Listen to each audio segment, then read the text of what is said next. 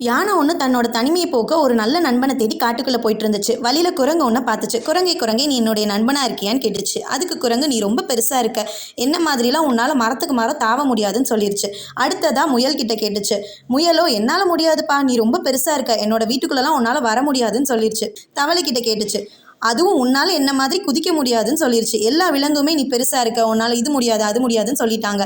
அந்த நாள் வருத்தத்துலேயே முடிஞ்சிச்சு யானைக்கு. மறுநாள் எல்லா விலங்கும் வேகமாக ஓடிட்டு இருந்தாங்க. கரடி கிட்ட எல்லாருக்கும் என்ன ஆச்சு, எல்லாரும் எங்கே போகிறாங்கன்னு கேட்டுச்சு யானை. அதுக்கு கரடி, புலி எல்லாரையும் வேட்டையாடிட்டு இருக்கு, அதான் ஓடிட்டு இருக்காங்கன்னு சொல்லிச்சு. யானையோ தன்னோட நண்பர்களை நினச்சி உதவி செய்கிறதுக்காக புலிக்கிட்ட போய், என்னோட நண்பர்களை ஒன்றும் செஞ்சிடாதீங்க ப்ளீஸ்னு கேட்டுச்சு.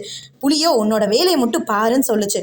கோவத்தில் இருந்த யானை புலியை பயமுறுத்தி விரட்டிருச்சு.